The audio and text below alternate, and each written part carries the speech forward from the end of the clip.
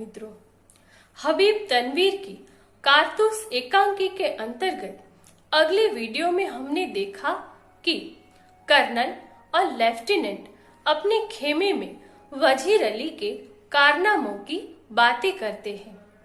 वजीर अली के कारनामों की चर्चा वजीर अली द्वारा की गई वकील की हत्या तक पहुंचती है। कर्नल घटना का वर्णन करते हुए कहता है कि वजीर अली को उसके पद से हटाने के बाद अंग्रेजों ने वजीर अली को बनारस भेज दिया और साल के 3 लाख रुपए सहायता या गुजारे के लिए उसे देने का निश्चय किया।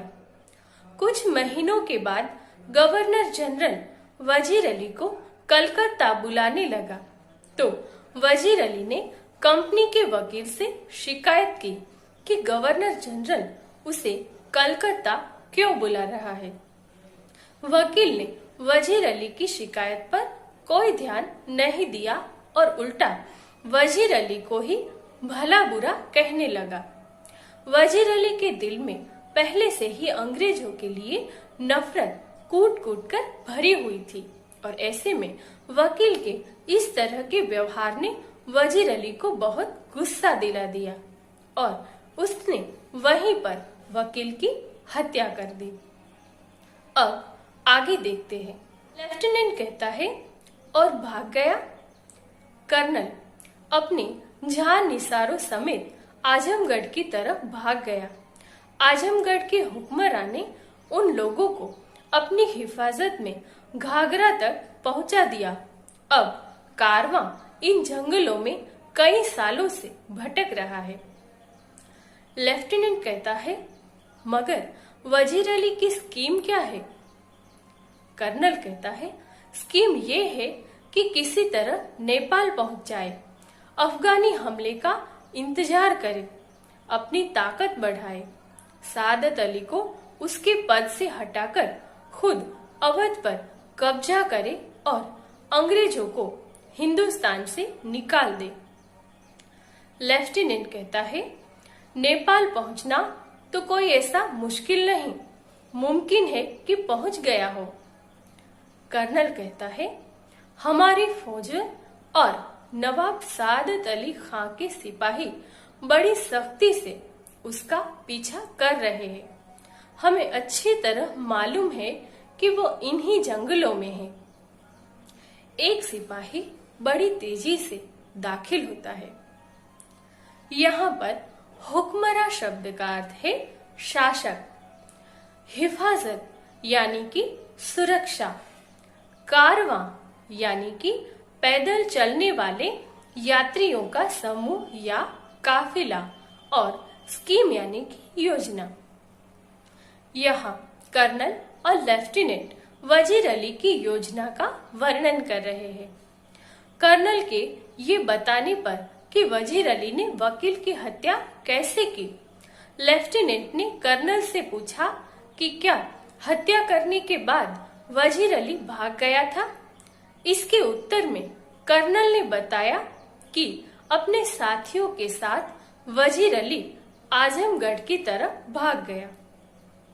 आजमगढ़ के शासकों ने उन सभी को अपनी सुरक्षा देते हुए घाघरा तक पहुंचा दिया। अब उन सभी का काफिला बहुत सालों से इन जंगलों में भटक रहा है। लेफ्टिनेंट ने कर्नल से पूछा कि आखिरकार वजीर अली की योजना क्या है, वह क्या करना चाहता है। कर्नल लेफ्टिनेंट को समझाता है कि वजीर अली किसी भी तरह नेपाल पहुंचना चाहता है। वहां पहुंचकर उसकी योजना है कि वह अफगानिस्तान का हिंदुस्तान पर हमले का इंतजार करेगा, अपनी ताकत को बढ़ाएगा, सादत अली को सिंहासन से हटाकर खुद अवध पर कब्जा करेगा और अंग्रेजों को हिंदुस्तान से निकालेगा। यह सुनकर लेफ्टिनेंट कहता है कि नेपाल पहुंचना तो कोई बड़ी बात नहीं है, हो सकता है कि वह नेपाल पहुंच भी गया हो। यहाँ पर कर्नल लेफ्टिनेंट की आशंका को मिटाते हुए कहता है कि अंग्रेजी फौज और नवाब सादत अली खां के सिपाही बहुत सख्ती से वजीर अली का पीछा कर रहे हैं।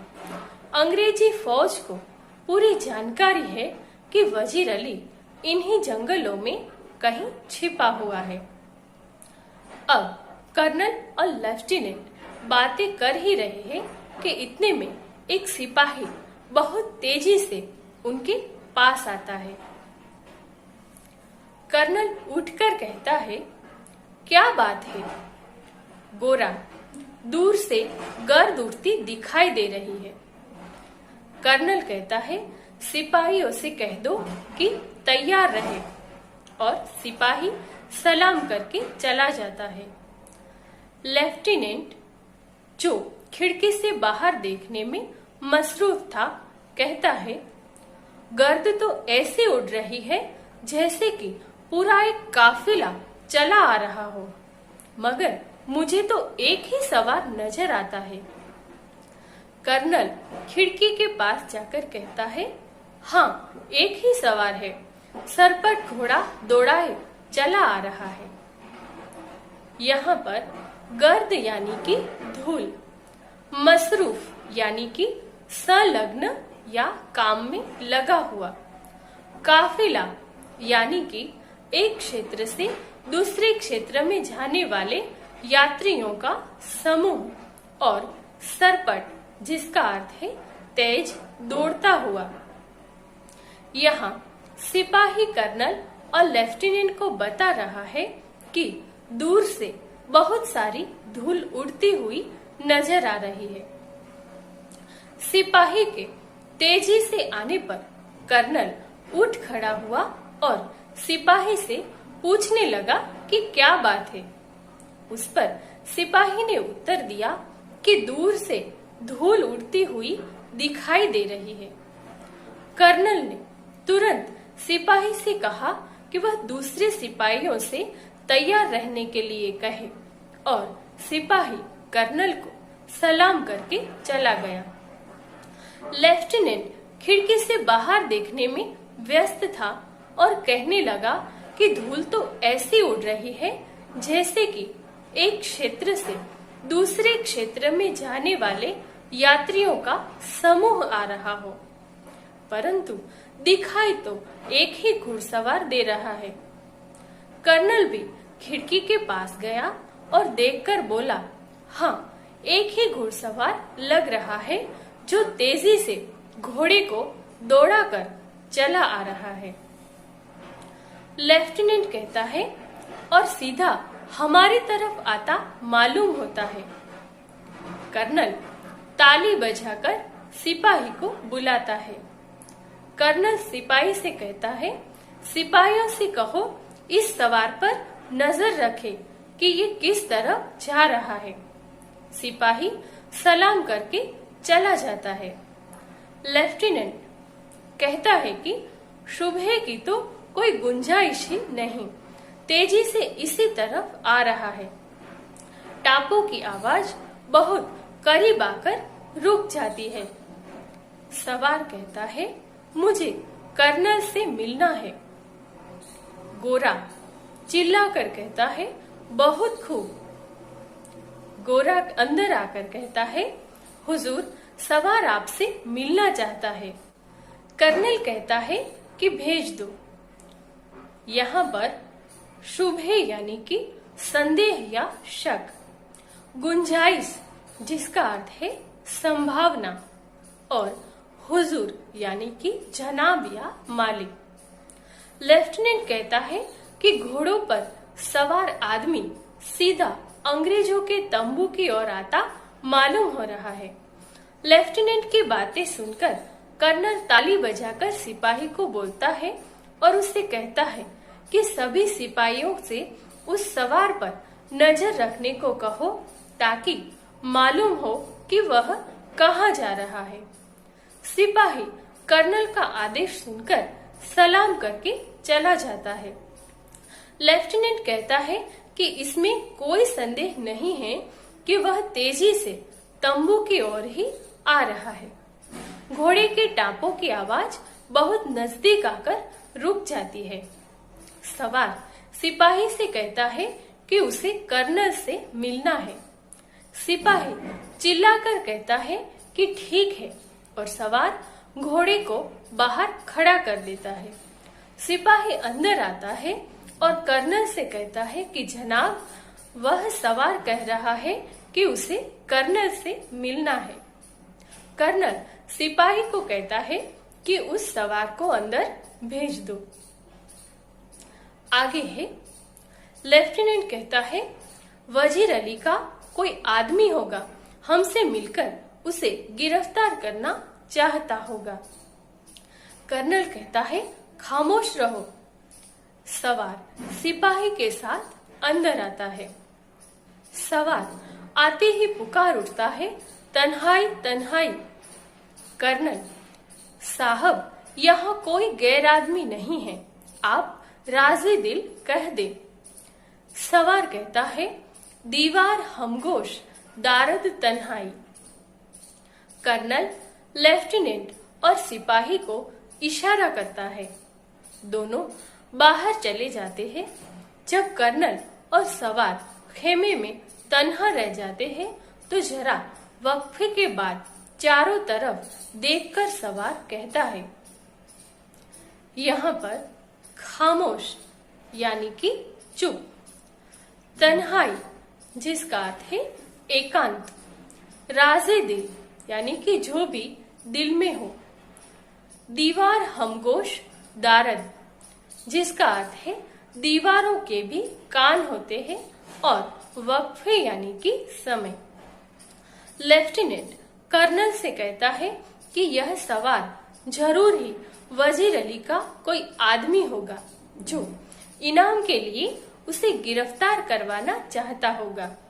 इस पर कर्नल लेफ्टिनेंट को चुप रहने के लिए कहता है, क्योंकि सिपाही सवार को अंदर लेकर आ रहा होता है। जैसे ही सवार अंदर आता है वह बोल उठता है कि एकांत एकांत। कर्नल सवार से कहता है कि वहां पर उपस्थित कोई भी व्यक्ति गैर नहीं है, अर्थात सभी अपने हैं, उसे जो कुछ भी कहना है वह खुलकर कह सकता है। कर्नल की इस बात पर सवार कहता है कि दीवारों के भी कान होते हैं, इसलिए एकांत में बात करना ज्यादा सही है।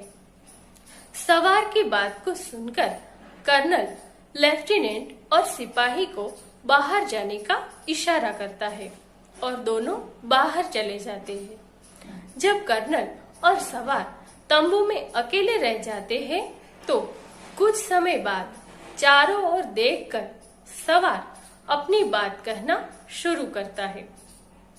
देखते हैं क्या बातें होती है।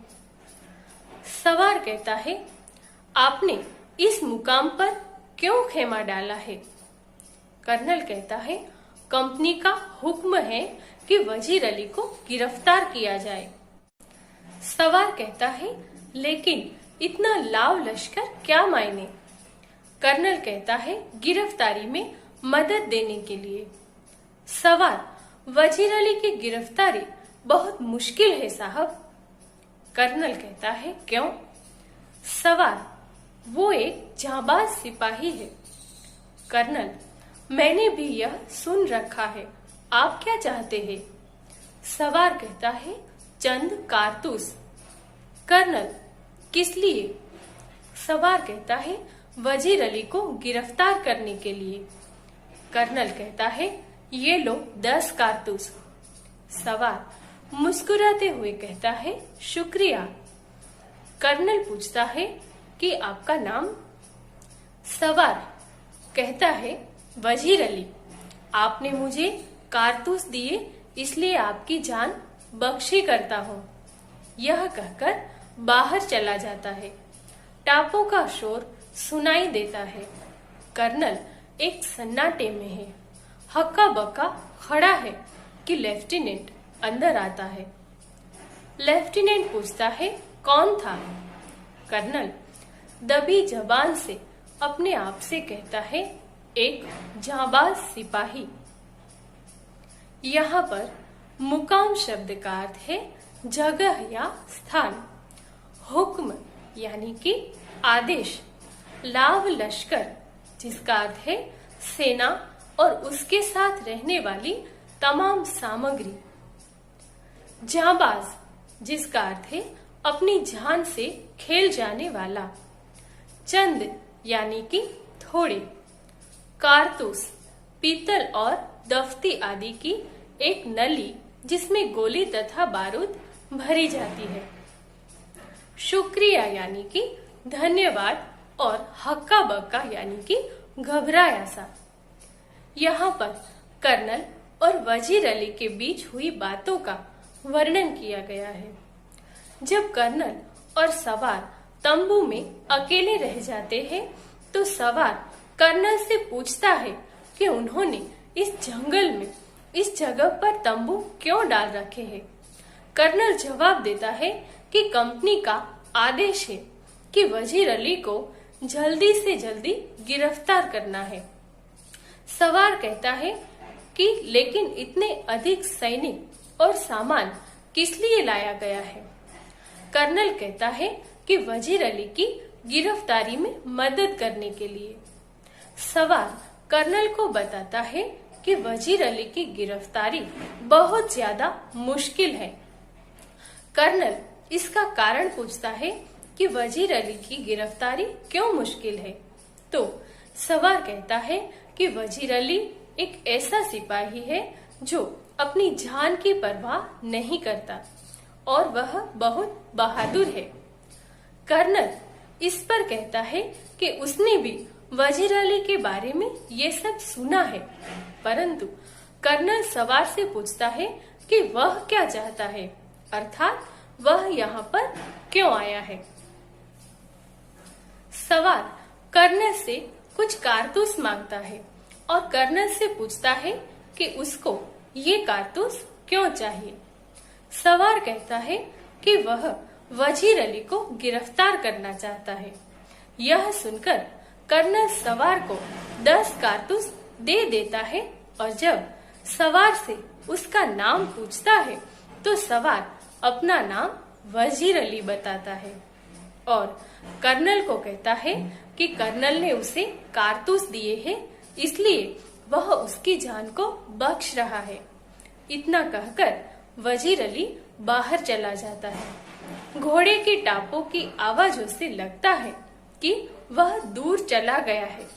कर्नल अब भी खामोश खड़ा है और घबराया हुआ सा लग रहा है। इतने में लेफ्टिनेंट अंदर आता है और कर्नल से पूछता है कि वह सवार कौन था।